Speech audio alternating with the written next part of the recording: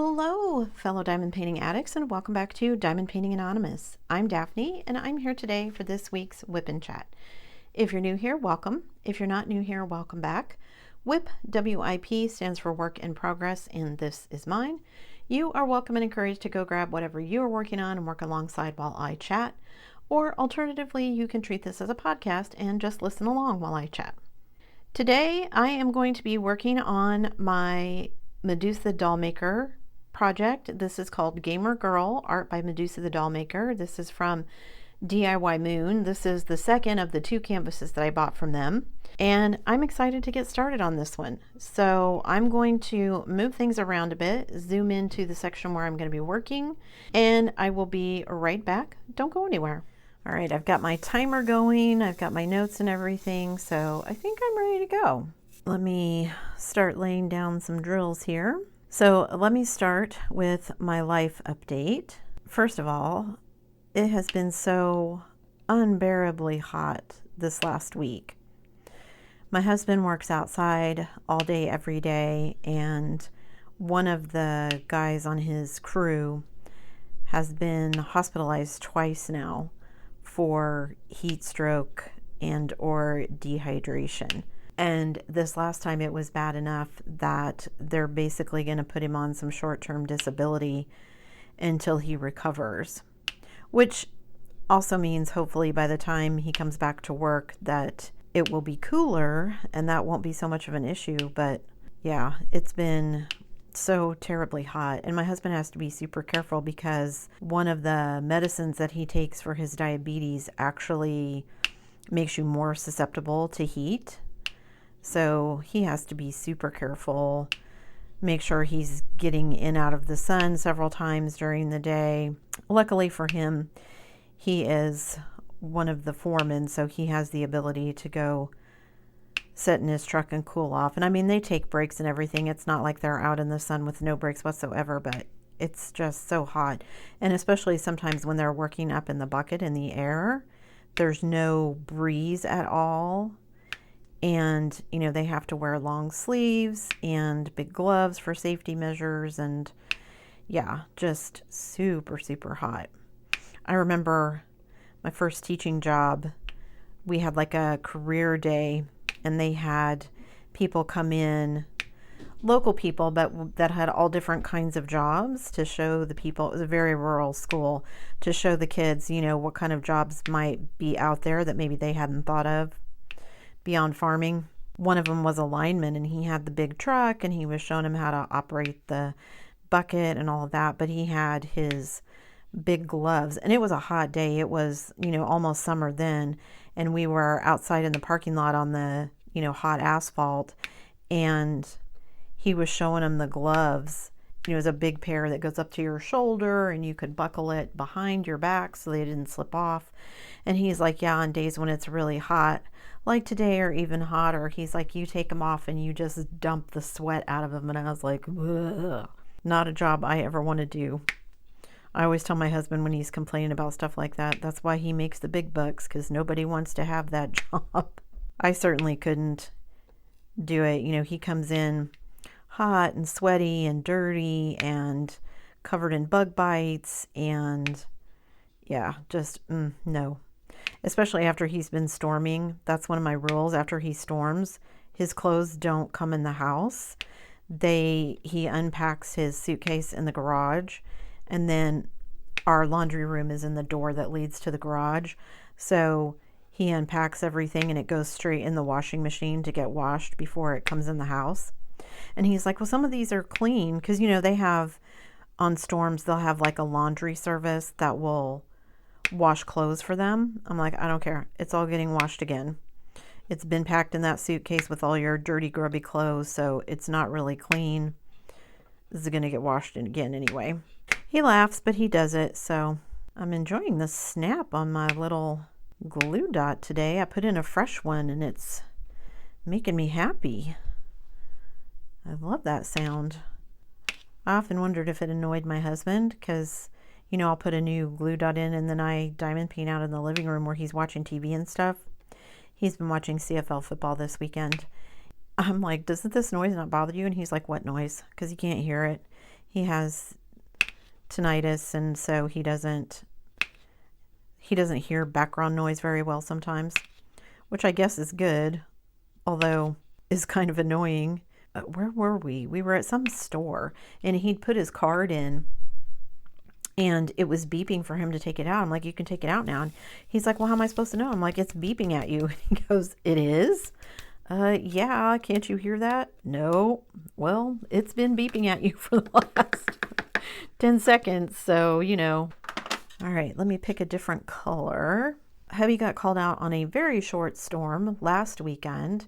He got called out Sunday night, basically Monday morning. It was like midnight Sunday. They only worked for like a day. We had some storms here in the state where we live. It actually was a town not too far from us. And so he went there to go do some of the work, and they were only gone for a day. Some more extra money, which is nice. So hopefully, well, I had intended to put it towards the new car, and I still think we can, but my car has developed some kind of a leak. It's leaking oil. Not very much. It's a very small leak, but it's still noticeable. And my car is old. It's an '07, but it belonged to my parents, and I told my husband I'm just going to drive it until it dies. I mean, I've had it for 13 years now. I hope you guys can't hear that noise. My husband is outside. I don't know what he's doing. Maybe he's cleaning stuff off. You guys, before I get into that, so we have an appointment to take my car into the mechanic, but we don't know how much it's going to cost. I had told my husband that last time we'd have something done to it. I said, you know, I have about X number of dollars, and I gave him a dollar amount that I'm willing to spend on this car to fix it up. After that, we're just going to deal with the issues, and I'm just going to drive it till it falls apart. I mean, it's a really nice car, and I really like it, and I'll be sad when it goes, but I don't really drive that many places anyway. We use it to go get groceries when we do our groceries. You know, occasionally when I have to run errands or whatever, then we'll take it for that. When I was working, I would drive it working, but even at that, you know, I was working 15 miles away from our house, so it wasn't like I was driving a long distance either. It basically just sits in the garage and doesn't get any miles put on it, so it's all good. So assuming that it won't take too much money to get, you know, whatever the small leak is fixed, then we're hoping just some seals and things need to be replaced because of how old it is. We just had to replace the water pump on it not too long ago. The water pump went out on it while I was driving. That was scary. It's held up really well. So, I mean, again, it doesn't get a lot of use. It's not like it's a daily driver car or whatever, but yeah. Anyway, so once we find out about that, then I'm going to use the remainder of whatever extra money from the storm is left and use that to pay off some more of the new car. Okay, so why he's working outside, because, oh, you guys, I think I mentioned last WIP and Chat, bagworms. We have bagworms on one of our trees. They are an issue everywhere, apparently. When we went to, I called our extension office and said, you know, what do you guys recommend? First of all, we kind of missed the window. The best time to spray for them is in April to June, before they really start hatching.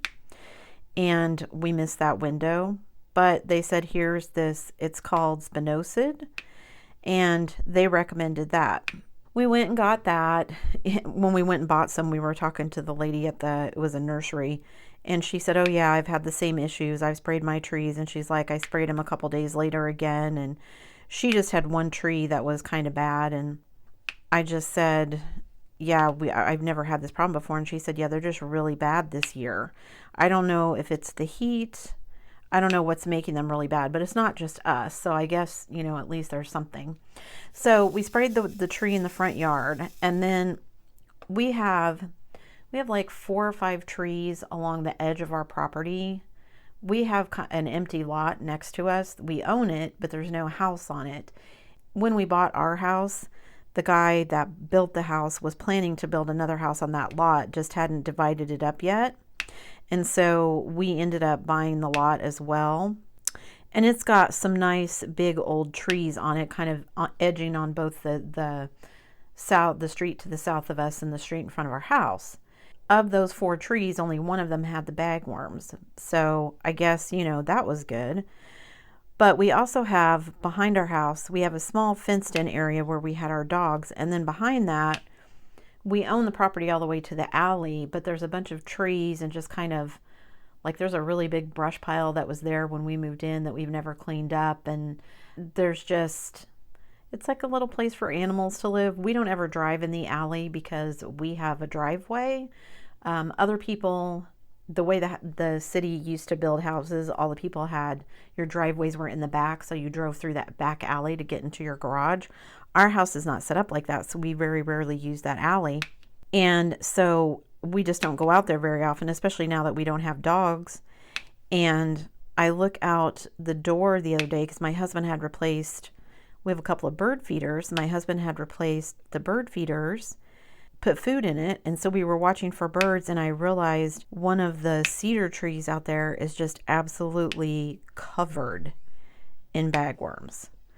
And I don't think that tree is going to survive. Its lower branches are already turning that kind of rust color, and once they get that color, you usually can't save them. And they're literally just everywhere. I mean, it's almost like little brown Christmas lights hanging on almost every single branch. And I just told my husband, I bet we just need to cut that tree down. And it's a younger tree. It's not really big. Was an unintended tree. It's grown up. It was there when we moved in, but it wasn't very big. And we don't use that area of our property. So it's just kind of been, you know, left to do what it's going to do. We've had a tree trimmer come in and trim a couple of our trees. Our neighbors, all of our power lines are buried, but for whatever reason, our neighbors, their lines go from their house in air from the transformer. There's a pole behind our house in the alley, and their power line from their house goes to that pole. Well, one of our trees was kind of branching over it, and I told my husband, we need to get that cut off. I just said, you know, I want to get it trimmed up. So we've had people come out to trim our trees for that very reason, but just haven't done any of the more interior trees in that area back there. And now I'm kind of kicking myself because the tree guy is super busy. He's always at least 3 or 4 months out with work whenever we call. But I told my husband, I think we're probably just going to have to wait at this point. I don't think there's any saving that tree. I said, I think we just need to wait until, you know, fall, when the leaves are off all of the other trees and then have them come in and just cut that tree down, because I bet it will be dead by then. We're going to try and spray it with the chemical and see if that does anything, but I honestly don't think it's going to. I think it's too far gone at this point, but we'll see. You know, those trees survive for a long time without us doing anything to them. Maybe they'll survive this infestation as well. Who knows? So that's my bug sob story. Anyway, it's just gross. You know, you can see them swinging on they hang underneath the leaves of the tree, but then they also spin like some kind of silk, and then they're just kind of waving in the wind. Ugh, just gross. We did also get a bird bath to put underneath it, because that's one of the non-chemical interventions they recommended.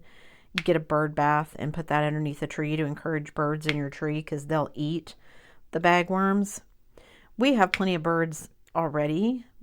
I mean, so we did get a bird bath and put it specifically under that particular tree in the front yard, but I haven't really noticed whether or not it's helped. I think the chemical that we sprayed has helped. We haven't seen nearly as many as we were, but we are still seeing them. So we're going to spray them again and see how that goes. This is why I told my husband, this is why I don't like going outside, because I don't like creepy crawly things. All right, I think that's mostly it in this section for the D's. So let me get a different color here. Anyway, what was I talking about? Oh, life update.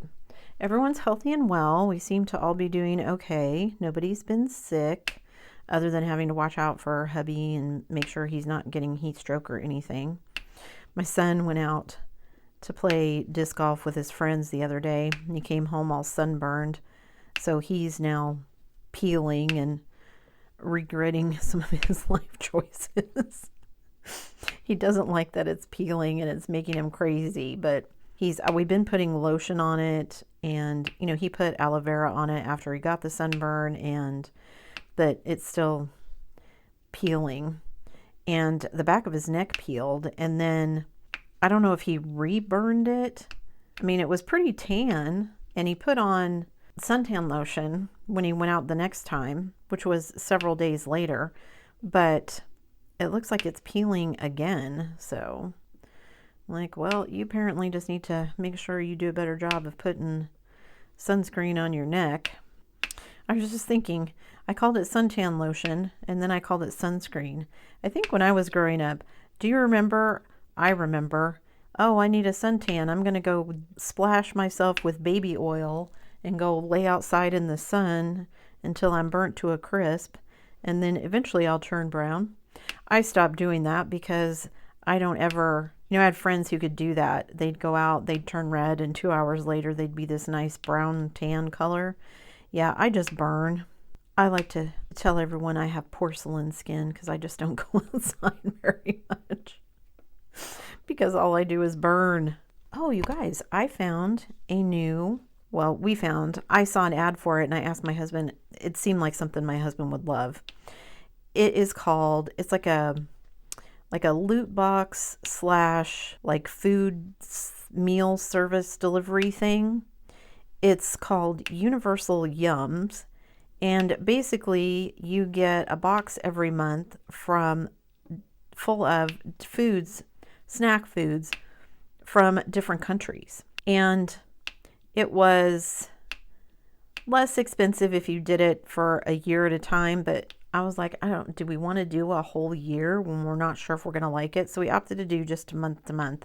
So it's like $30 a month, I think. But you get to pick what, I think they give you a choice of like 3 different countries every month, and then you pick which one.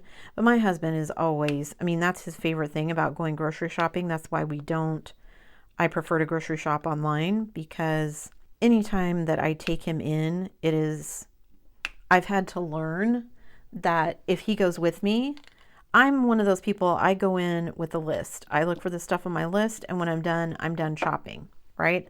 I've got everything on my list. I don't need to look at anything else. I'm just need to go to checkout and get out. My husband will look at every single thing in the store. Oh, well, what's this? This looks new. What's that? That sounds good. Even if it's stuff that he can't necessarily have, he'll still stop and look at it. So I've just got to the point where when we go grocery shopping, if he stops, I just go on.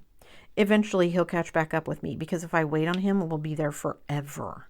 Because, I mean, literally, he looks at almost every single thing on the shelf.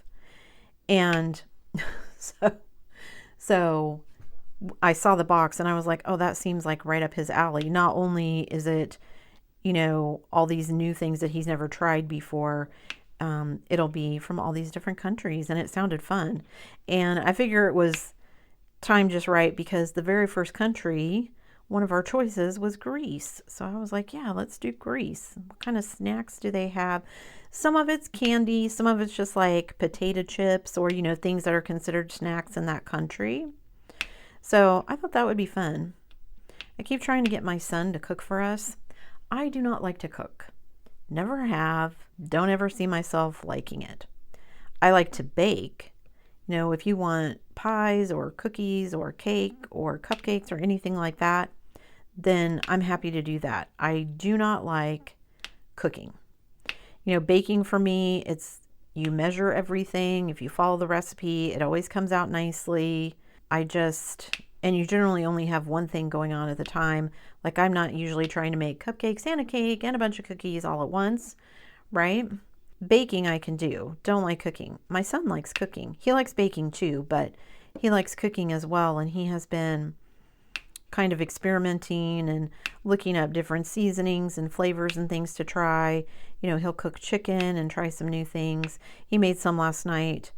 I'm not a spicy food eater. He and my husband are. The spicier the better for both of them. My son has a point where, you know, it's no longer flavorful hot. It's just temperature hot, and there's no taste to it. And that's my thing with spicy food is there's, even if it's just what most people considered mild, it's too spicy for me. And I feel like there's no taste. It's just heat. And I do not enjoy that. My husband, on the other hand, loves when his food makes him sweat. Anyway, my son has been experimenting and stuff. And so I was like, well, why don't you just start cooking? Pick out some menus and tell me what you want to make, and we'll buy the groceries. And I haven't convinced him of it yet. I'm still working on him, because if he and my husband cook, then I don't have to worry about it. Plus, cooking is a good skill for your kids to have. I mean, my kids, I made sure both of them knew how to, my dad always used to say when he and my mom got married, my mom couldn't even boil water.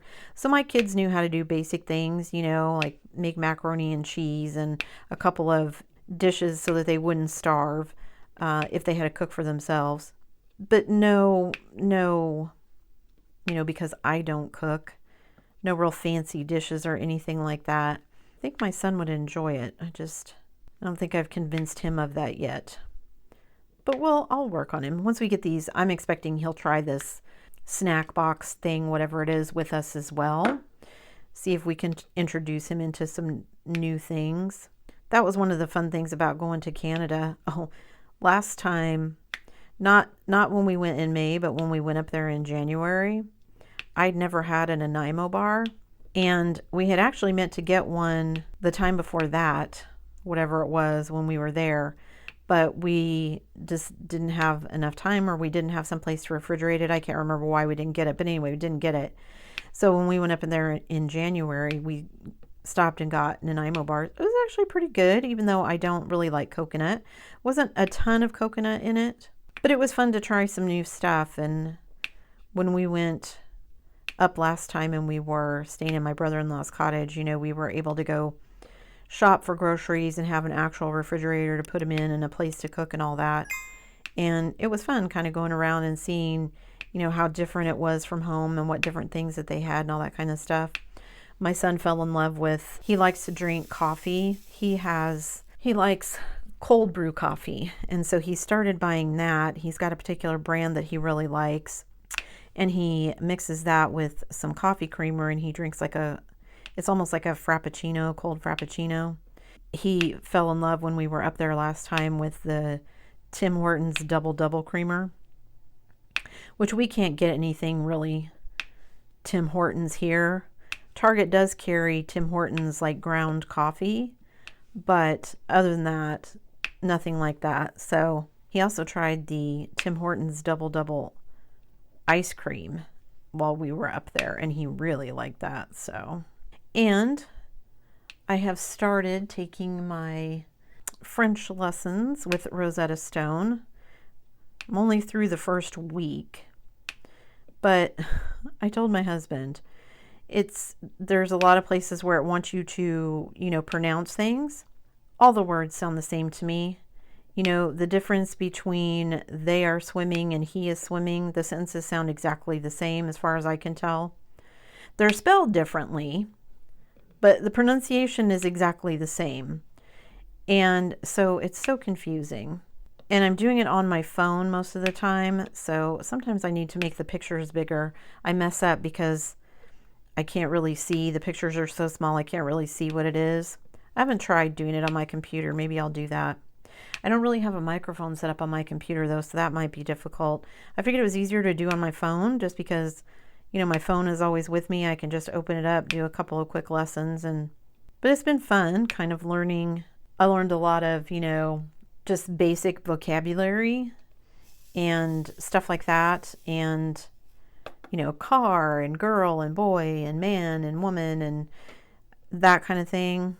Eating and swimming but now it's getting into kind of little more complex grammar and asking questions and stuff like that.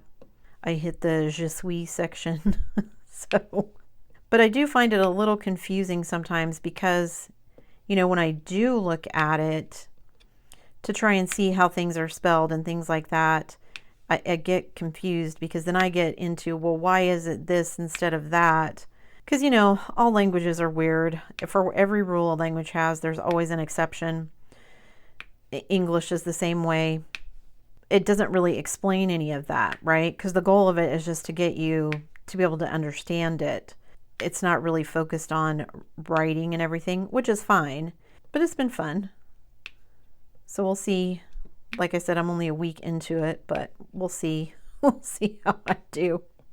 I occasionally, I'm like, okay, I think I'm going to get a couple weeks under my belt and then watch some French-speaking Canadian channels to see if I can follow what's going on. I think that's a weird thing in other countries. Like if you live in the UK, for example, you're so close to a multitude of other countries, and especially with the EU and people, you know, at least used to being able to travel pretty freely back and forth, you'd hear all kinds of different languages. And it's not really like that in the US because, yeah, there are regional differences. People have accents and all that kind of stuff, but it's all English. So, yeah, just kind of funny. Anyway, it's been fun. I'm enjoying it. I'm actually kind of looking forward to, now that I've kind of seen how it works with French, looking forward to trying it with some other languages as well, just to get some basics in, because it gives you an option when you start of whether or not you're doing it for like work or travel or just, you know, because you want to learn some stuff, or whether you want to be seriously fluent in it, and you pick, you know, which of those you want, which of those options you want, and then that depends, you know, how detailed the lessons are and that kind of stuff.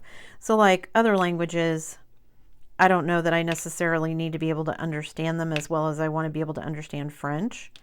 But, you know, it'd be nice to just learn some of the pronunciation, and like with languages like, oh, I don't know if Greek was on there, trying to learn the Greek alphabet, the Cyrillic alphabet for Russian, you know, to learn that kind of stuff. I wonder if it teaches you that kind of thing.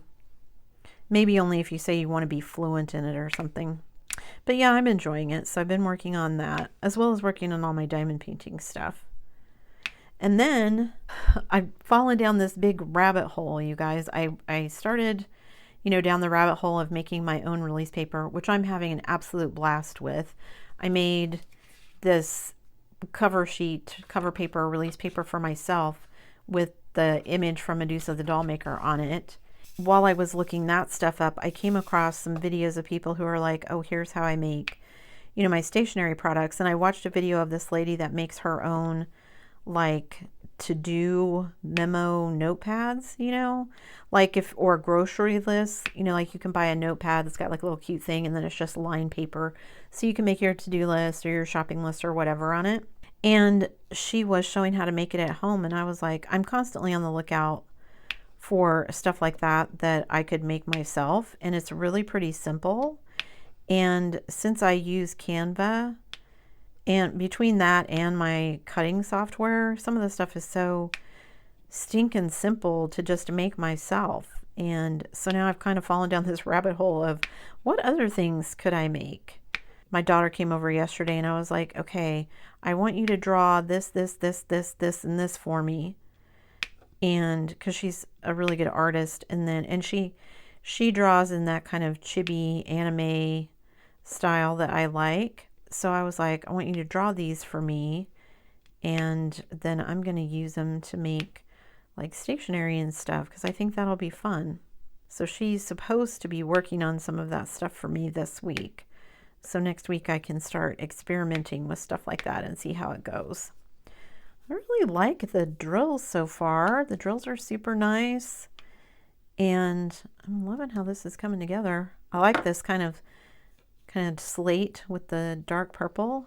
I think that's a good contrast. So yeah, having a ton of fun making all different kinds of things. And as a consequence of that, I'll get into my diamond painting update. As a consequence of me working on all those other kind of things, which are sort of diamond painting adjacent, but they aren't really diamond painting. I haven't been diamond painting as much as I should. I am still working on my Christmas gnomes, although I'm almost done with them. So fingers crossed that I will get them finished by July 31st. I think I will. Pretty sure I'll get them finished. So once I get those finished, you guys will be seeing the finish of that. and moving on to this project. Yeah, and I was just having so much fun with the silicone paper. But then I saw all these other things that people are making, and I'm like, oh, I want to try this and this and this. Just the process of trying to figure it out and then making my own is so, I don't know, fascinating to me. Even if I end up doing nothing with it, I guess it's just the learning experience of it for me. That's what I get out of it, I guess, the learning experience. So yeah, I've just been having a lot of fun.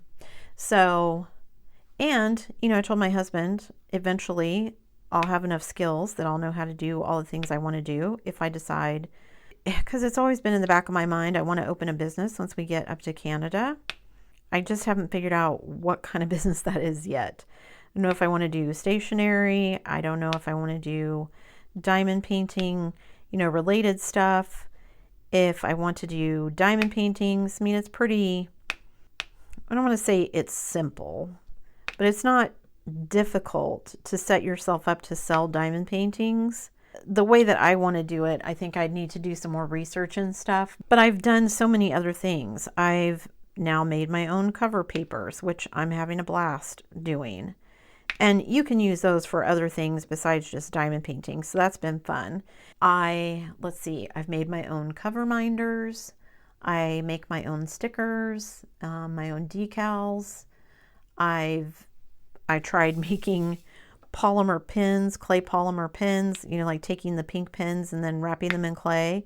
And while it was fun and I enjoyed it, it's not something I want to do long term.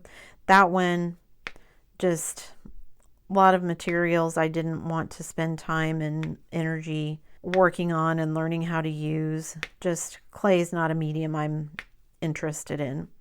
We also tried hand turning some pins and things. We bought some acrylic blanks and tried, you know, turning our own pens.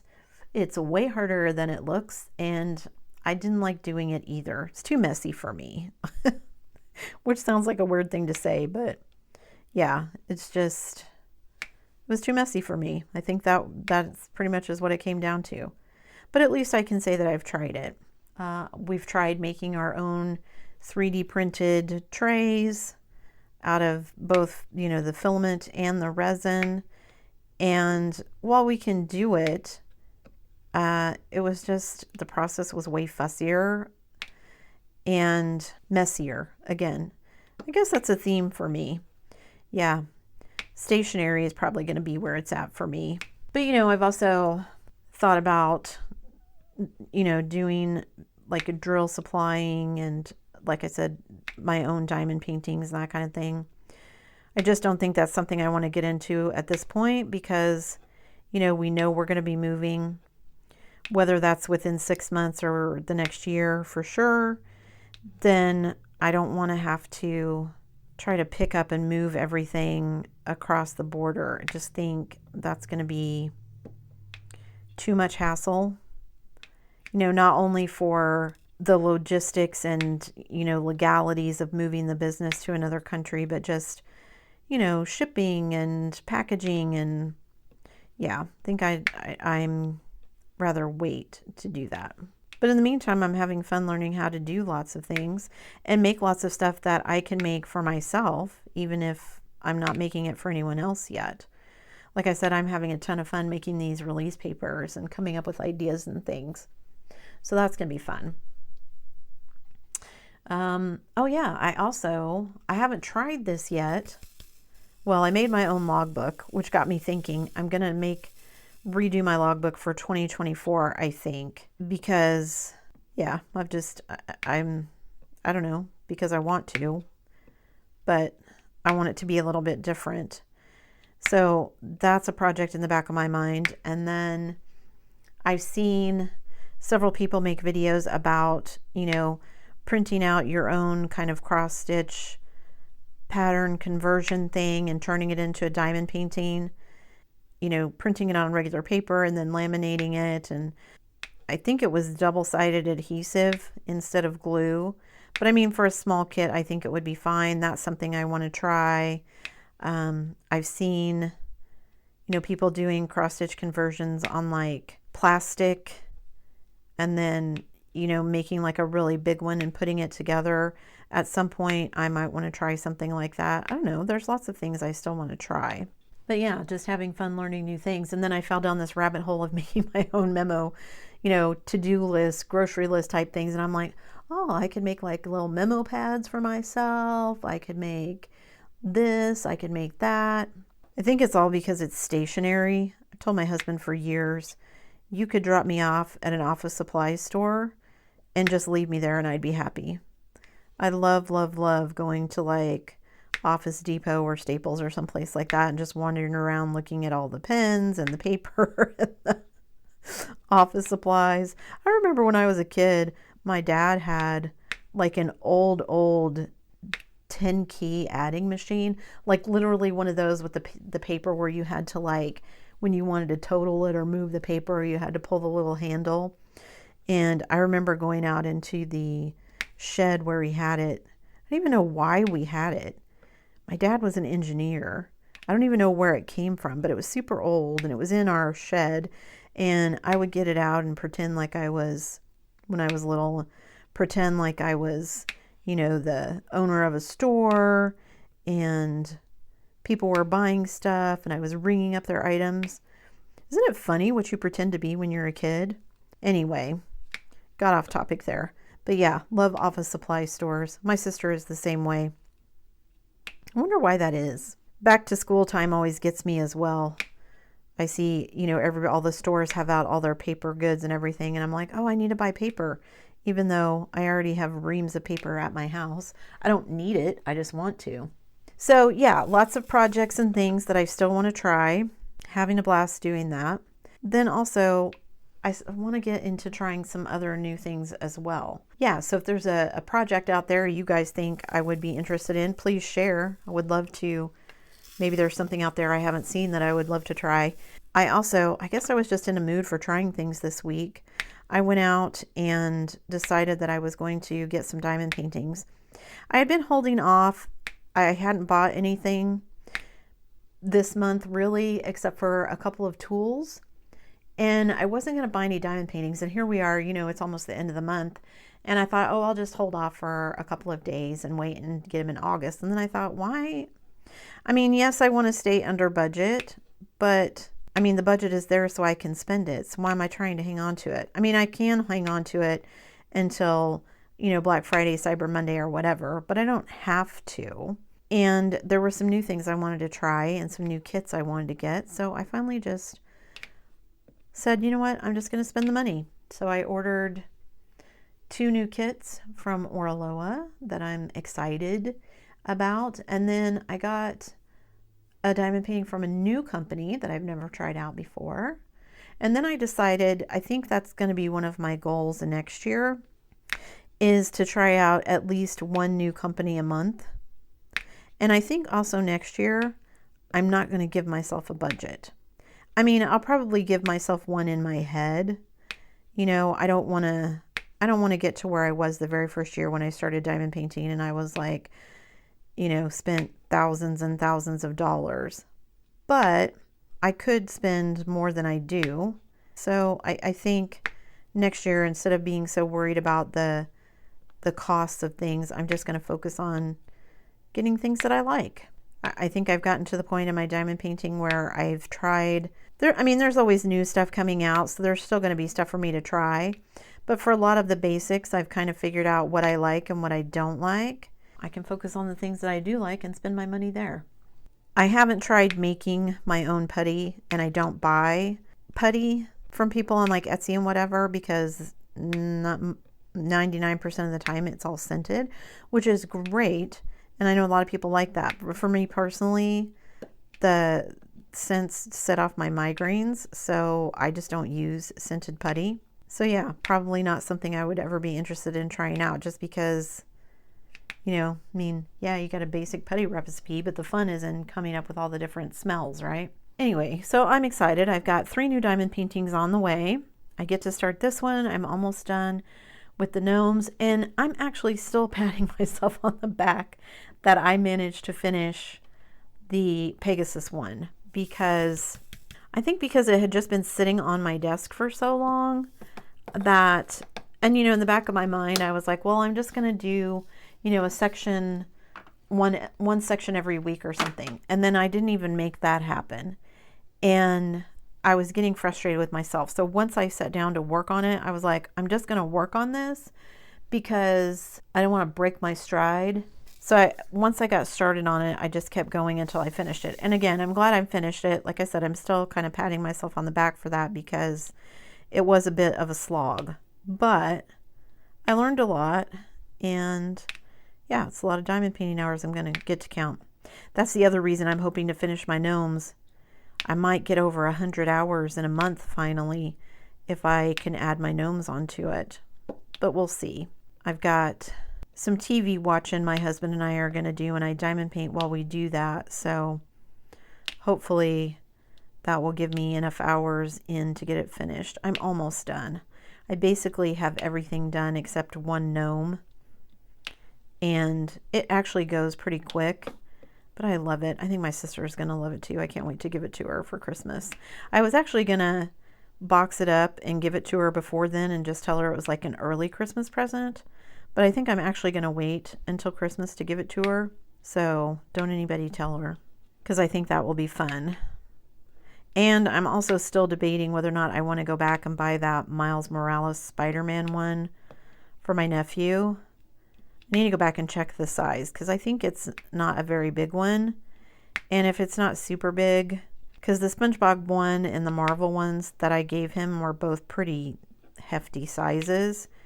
So if that one's not super big, I might go ahead and get that one and give it to him and get me some cool ant points like I said. All right, what else about my diamond painting life? Let's see. So we're almost into August, which means I'm past the halfway point of the year. And I don't know where I'm at on my artist series. I've got to go look. I think I've done 10. If I finish the gnomes, I think that counts as another one. But I can't remember if I counted my Pegasus one or not, because I don't think that was on my artist series list. But now that I've finished it, I'm definitely going to count it because that was a lot of hours invested in that one that I definitely want to count. Also, you guys, I feel like I need to do a better job of keeping up on kind of the trends and stuff for diamond painting. I saw, I think it was on Instagram, somebody posted something about, yes, I jumped on the trend train, and it was like a cobalt tool drawer. Like, you know, my husband has a Craftsman one that's out in our garage. Like, this one was a much smaller one, obviously meant to set on like your workbench or whatever. So is that the newest trend? Did I miss that? Is that the trend? People are buying like hardware toolboxes now to keep diamond painting supplies in, which, I mean, cool idea. I keep meaning to go to the dollar store and see what the dollar store has, if there were any good storage options. Because I'm getting to the point where I feel like I need to kind of revamp, redo how I'm storing all my stuff. Yeah, just haven't got around to it yet. Should I go by the cobalt stuff? How do you guys keep track of all these trends? Am I not following the right diamond painting gurus? I think that was everything I wanted to tell you guys today. Yeah, I'm excited for my cover papers. Let me zoom out here so you guys can see what I've done. I feel like I actually make some nice progress on this. So there you go. You can see I've got some nice progress made here. I think this is her signature symbol. So yeah, once I get that done, kind of funny that I started there. I didn't realize that when I started it. But anyway, I'm really liking these colors, and I think the drills are turning out really well too. So yeah, I'm super happy with it. I think that's it for me today, guys. I need to go out and help my husband spray for all of our disgusting bagworms, so I think I'm going to call it here. I hope you made some progress on what you were working on. Thanks so much for sticking around till the end of the video, guys. Before you leave, don't forget to do all the things. If you like this video, give it a thumbs up. Hit that subscribe button if you haven't already, and hit that bell notification icon so that you can be informed of future uploads. And as always, guys, thanks so much for watching.